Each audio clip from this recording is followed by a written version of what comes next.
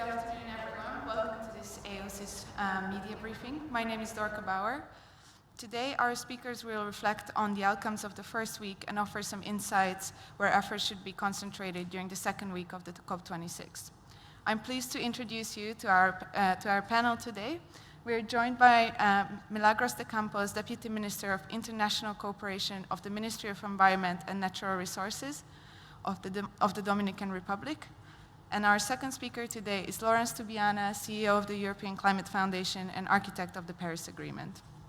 The Minister and Laurence will offer some short takes on week 1 and week 2, and then we'll open the floor to questions. So without further ado, the floor is yours, Minister. Thank you very much. So just as a general overview of what has been happening here over the last week. So we're hearing all the right words outside the negotiating room by the world leaders. However, inside the tactics still seems to be to delay and denial that this is an emergency. So onlookers are ready to write this process off as an exercise in public relations and greenwashing, which is very worrying for small island developing states. Major emitters have to set up their climate ambition now, not in 2025, and backed by concrete steps like ending fossil fuel subsidies in the next few years.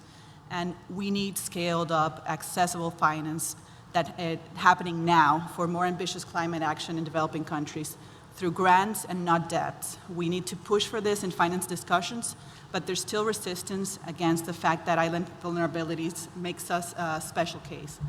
The NDC synthesis report is a reality check on relenting climate impact on island nations around the world at 1.1 degrees of warming is a reality check.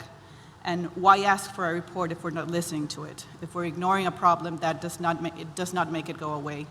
AOSIS calls for the report findings to be officially presented to all parties and more systematic updating and inclusion of the synthesis report going forward. And time to get to work and live up to our grand pledges that we're making outside. In regards to progress on the global goal on adaptation and finance, many pledges have been made outside, but the proof of the pudding will be the eating. And it's not just about the quantity of finance, but also the quality of finance. And we are still very far from getting the 100 billion goal, and would like some time to step back and analyze the big picture and to see if there's quality in the announcements that have been made before being too self-congratulatory. Major economies simply cannot continue to subsidize fossil fuels. The G20 has given trillions and trillions of US dollars to polluting and subsidies to fossil fuel industries since adopting the Paris Agreement, and only a meager 2 billion available through UN climate funds. And it is a struggle every time they have to go through replenishment with projects sitting in the pipeline. While progress has been made on direct access, we continue to face challenges with concessionality and debt, and development assistance eligibility cannot be applied to climate finance. Climate finance is not charity, and this is something that we must stress. Access is a real challenge for us, and it is very difficult for small capacity constrained countries to jump through all the loopholes.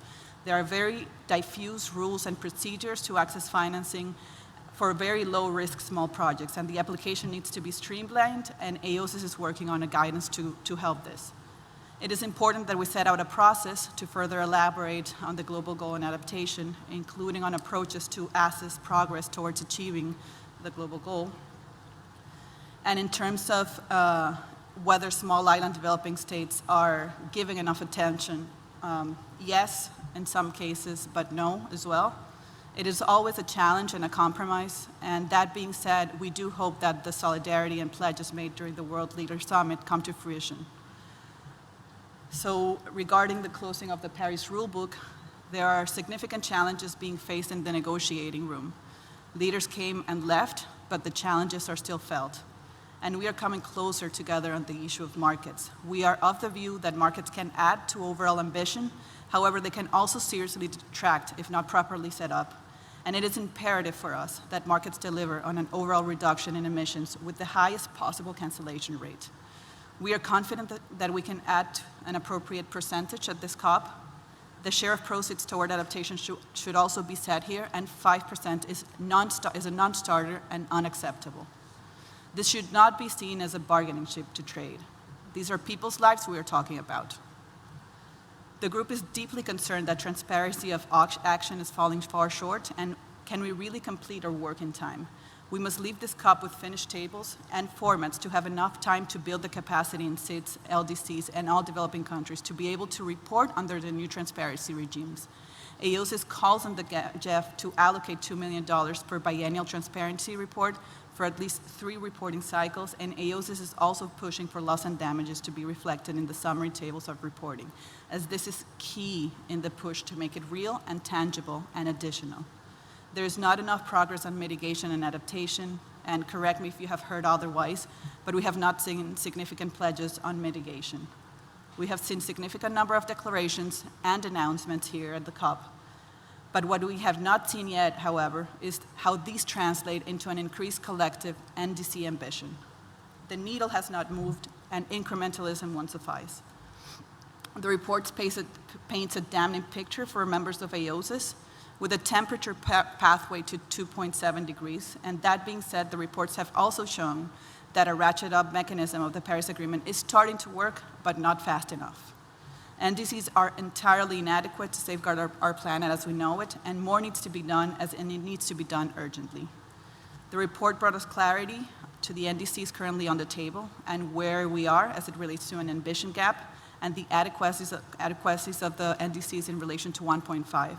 But this is critical for setting the scene for the decisions at this COP, a key marker to success.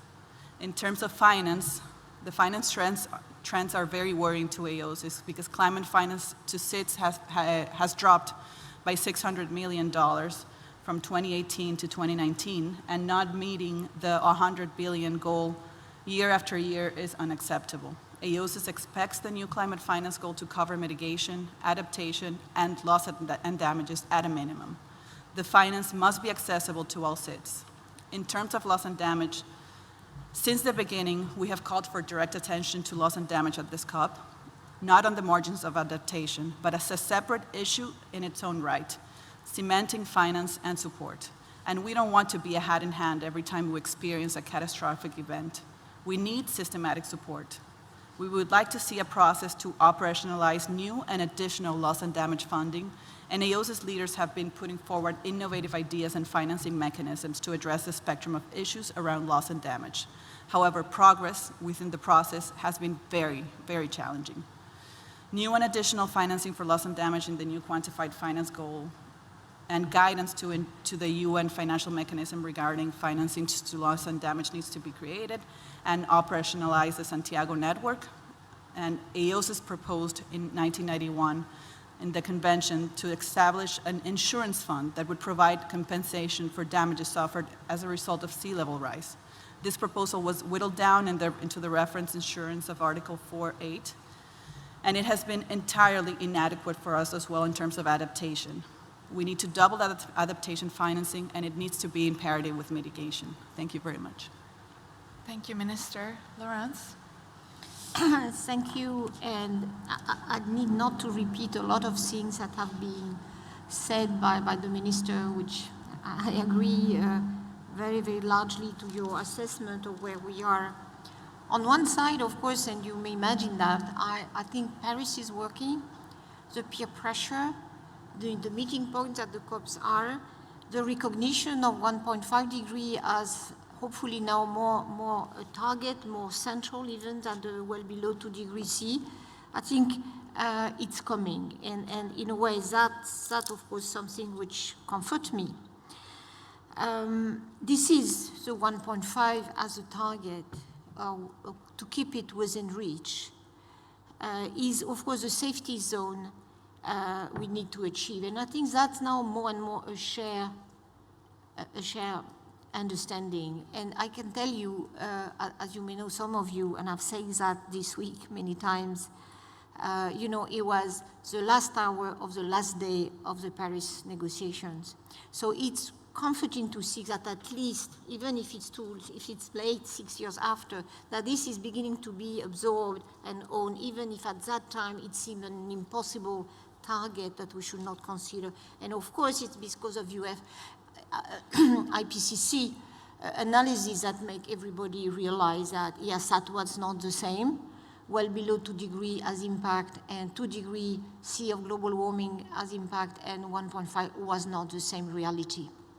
So on this side, I think it's hopeful, but at the same time, as you said, the synthesis report, well, all the report we had previous COP showed we were on a trend on increasing of emission or by 2030 or 14, even 16%. It's now a little bit better given the new NDCs that have been put in the table at that COP or just before that. And you know, when remember Paris, all the analysis where we were pointing to 4 degrees of global warming, Paris book in the NDCs presented in Paris puts that around 3 degrees, 2.7 or 3. Now we are coming back again with a better level, but still not there, which is, you know, it's a message we have to hear massively. And why? Because this 2030 target is really the missing point of many, many NDCs today, or even the net zero plan, which I rejoice. I'm very happy that the net zero, again, something very far away from the mindset in Paris, is now much more common understanding. More than 130 countries have committed to that, but there is not really plans to get there. And that is, of course, the credibility element I wanted to insist on. So we need more ambition now. We need in the text, in the COP decision, a link with keeping really 1.5 within reach and insisting on that ambition increase. And again, we have seen positive evaluation at the end of last week about all these, in a way, initiative launch that we were potentially at 1.9 or 1.8, there are many, and certainly we'll see a CAT report tomorrow, but that's not, for the moment, not backed, not substantiated by a real emission reduction plans, in particular by 2030 and after. This is why I think we are in a very important moment of credibility of all the process, on all fronts. Finance, as you said, commitment on ambition, transparency. We need much more to make this Paris work for real. On net zero, again, I say I'm very happy. Again, it was the last minute of having really something on really a net zero target by mid-century or soon after. But again, if it's not substantiated by clear plans, and we need them as soon as next year.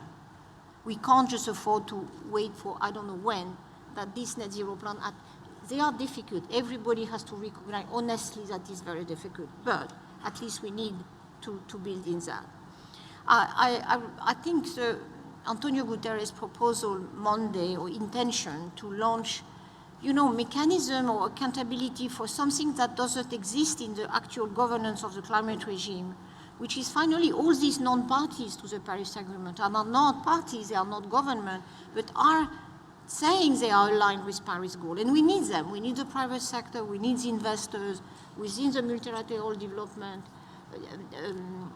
financial institution. We need even ICAO and IMO to be consistent with Paris. Everything has to be consistent with Paris. It's not just the UNFCCC members or parties. So we need a mechanism that is lacking to create a transparency, credibility, and accountability for that. And I think Antonio Guterres' intention will help, in a way, complete the process and the mechanism we have. And it's important because, you know, if things are not credible, it undermines everybody. It doesn't create the trust we need.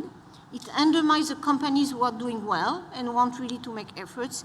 It undermines the local authority who are really trying, and it's hard, to deliver their net zero commitments. It undermines even the financial investors who want to do good. And in a way, it's an escape way for laggards that finally doesn't want to go. And that's why I'm telling all the time, you know, greenwashing, as you said, Minister, is, for me, the new climate denial. It's an easy way to escape the problem and say, we are doing it. Don't worry, we are doing it. And in particular, for example, we feel our scenario with a lot of offsets. We don't, and as we know, this has not made enormous emission reduction in the past. We know that already. So for all this, I think we need seriousness and honesty, and in a way to bridge the perception that is so different, the perception in the street of the more than 100,000 people marching that feel that we are not responding to their demands, and the fact that inside, so everything seems go well, or more or less well. So we need to reconcile these two stories, and for that, honesty and action is needed. So I wanted to end on the problem of the progress we have to make, in particular on loss and damages. In Paris, we launched a procedure, a process, a mechanism. But now, 6 years after, the loss and damages are more and more real. A number of countries cannot pay their debt, as you mentioned, because the damages of the extreme weather events is destroying the infrastructure, is destroying the capacity to rebound and rebuild. And this cannot be ignored. That's why I think it's very important that this COP, if it's possible, invite the financial institutions, the MDBs, invite the IMF. And that's why I recognize the value of the 48 ministers of finance of the vulnerable countries asking for IMF to take responsibility on that. And this has to be linked with the macroeconomic problems that all these countries are facing because, again, the loss and damages they are suffering because of extreme events. So I think we need to open the door of these COPs to, of course, the ones who are non-parties but has to commit to seriousness and delivery, and to the institutions that finally are very important to deliver the climate agenda. So we need to reconcile the anger and the angst outside and the, in a way, business as usual inside. That's now 6 years we are discussing the rule book. We should terminate that, but with rigor and transparency and seriousness. If not, it will not deliver. So happy to respond to any of your questions. Thank you very much. I'm going to open the floor for questions now, and I see already a hand over there. If we could get the microphone there, that would be great. The gentleman in the middle. Oh. Looking the wrong way. Yeah, Felix von Geyer, neworator.com. Minister, that was really interesting what you were saying, because two things really. One, between the COP presidency and the EU, you're kind of getting this feeling that not all of the political kind of things that have inhibited previous COPs have gone out the door, but more of a feeling that some of the issues are more technical in their being problematic. And you seem to have actually stood that up on its head and said, no, actually there's a lot of political delay and greenwashing. So I'd like you to speak to that point. But secondly, you're talking about how markets can act in the ambition, kind of scaling up the ambition. What is to stop you from proposing having a global cap on the carbon content against the energy content of fuel and energy as it comes to market?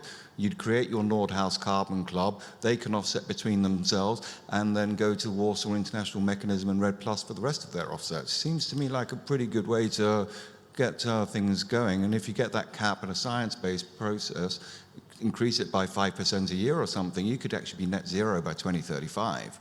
I'd like your thoughts. Sure. It's on your second question, it's not about us being net zero, it's about the big emitters being net zero. As a small island developing state, the Dominican Republic only emits 0.06% of global emissions, and that's nothing compared to what other nations can contribute. So the actions that other nations can provide are more significant. That doesn't mean that we don't do it as well. We're also playing our part, and it's very important. But what we find in market mechanisms is to provide an additional source of funding to countries like small island developing states. And that will provide access for climate action that we need and that we need today and we need now, because we're living through climate change. It's not like other countries that are seeing it other places. We're living through it now. In terms of, and I'm sorry, can you repeat your first question? Yeah, Oh, yes, sorry. Thank you. Yes, so there's been a lot of pledges made. The World Leader Summit was very inspirational, we might say. However, once you sit down in the negotiating rooms, you see the same political issues coming and trying to intervene in the technical conversations that are needed. And that's what we're seeing in the negotiating rooms right now. You go outside and in the hallways you see a different conversation, but once you sit in the negotiating room with other negotiators, you see political things coming to the table, and political discussions are prominent when in terms of negotiating technical aspects and the needs of small island developing states. Thank you very much. I see another question in the audience. Thank you. Thank you. Francisco Parra from Chile. To Lawrence, if we can have some comments on the transparency framework negotiation. Of course, you have seen how this topic has been in the negotiation for 5-6 years now. What outcomes do you expect from this year? And do you think if countries don't get to an agreement on COP26, this will be a failure? Thank you.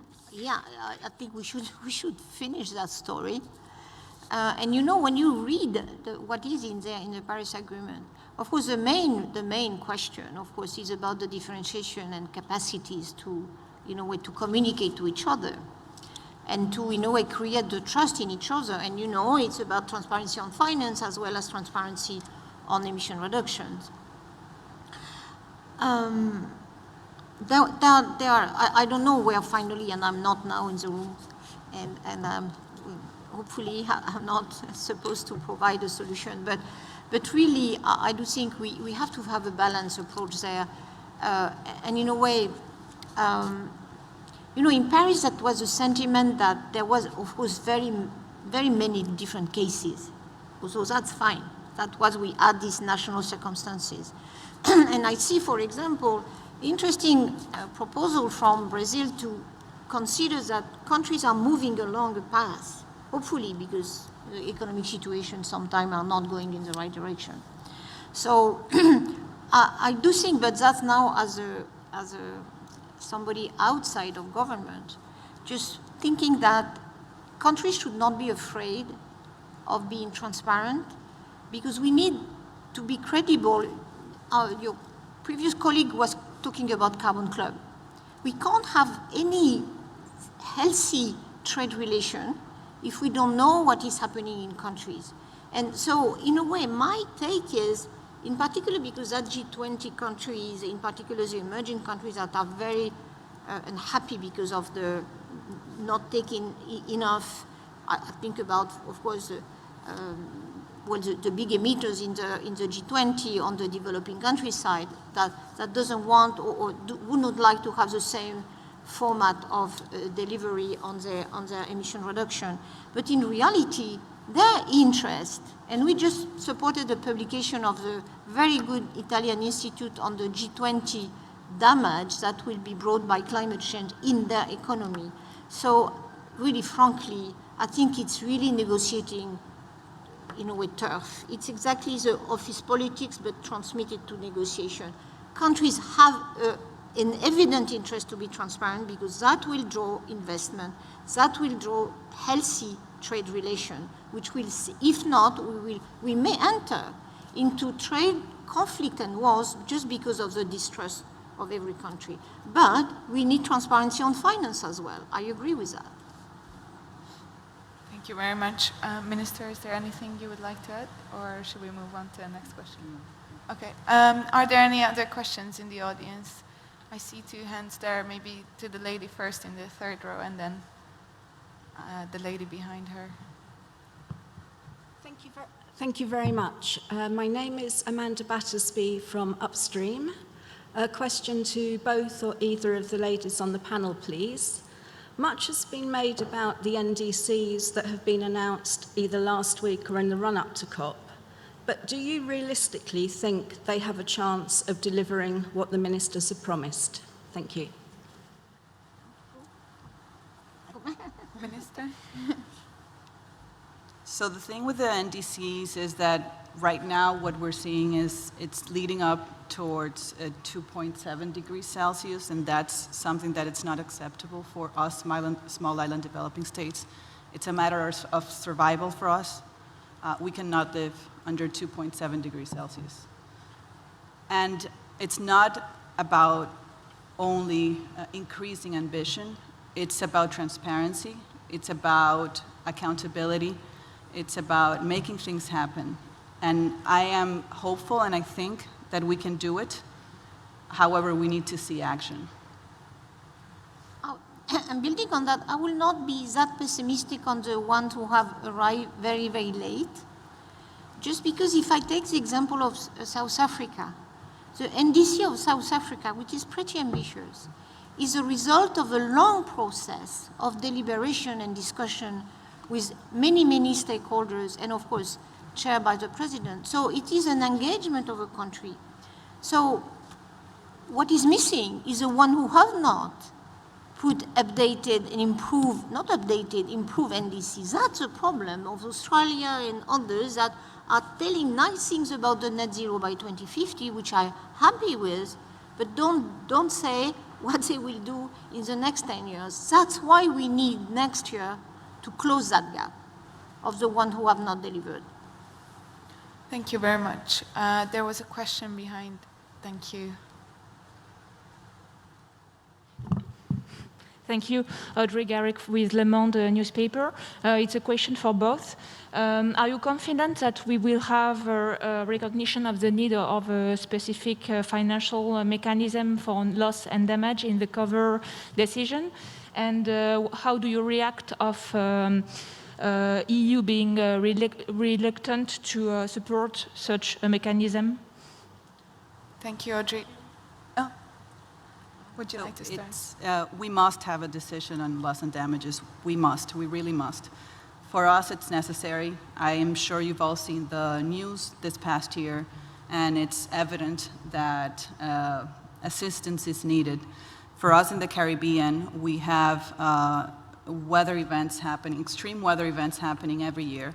They have been stronger, more. Our hurricane season this year was unprecedented, and we're the most indebted region in the country right now and the second least financed.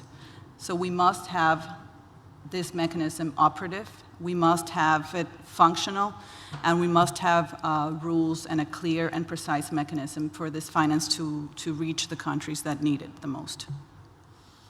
I think we should remind the EU, and I will be happy to do that with my colleagues or previous colleagues, that EU has signed up in the G20 that we can have new financial mechanism, in particular with the mobilization of the reallocation of special drawing rights, exactly for, not only for loss and damage and the problem of affected countries and communities, of course, as well for health issues and the transition. But now I think of course, I can understand, positioning about negotiation. But one, we cannot just have processes for loss and damages. That's over. That time is over. And second, we have recognized the G20 that we need financial mechanism for that, and that the countries that is affected, it's not because that's the less developed countries that cannot access to this mechanism. So let's do it. Let's having now the flow of the SDR. Let's open that window for countries that really are suffering and link that. That's why I was saying we have to open the windows and the doors of this COP and the process, because the solutions are not only in there, they are on the broad range of financial institutions. Thank you very much. There is a question in the very back, if we could go to that, and unfortunately we have to wrap up in 3 minutes, so.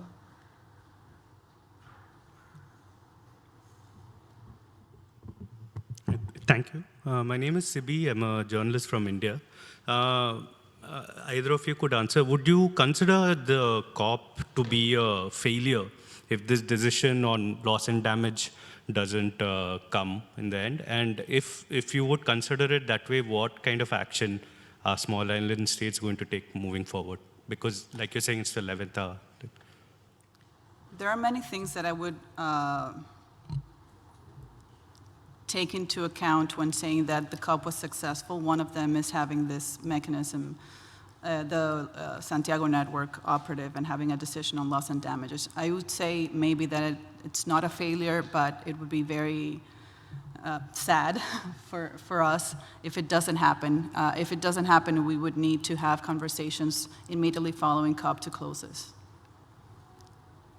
Thank you. I see one more question here, and then we have to, unfortunately, wrap up. But if you have any other questions, you can also email me. I can give you my email address at the end, and we can see how we can follow up. Hello, my name is Zico Kozi, and I'm a journalist from Trinidad and Tobago, which is a small island developing state. I have a question for you in the middle about how do you feel hearing so much said about loss and damage on small island developing states, but then referencing to the question that was asked over there, that there's still no consensus on creating a mechanism to fund loss and damage. The mechanism is there, we just need to make it operative. And I think that there's hope. There's been progress in the conversations, however, the conversations have been stalled because of technical issues and no consensus on some details.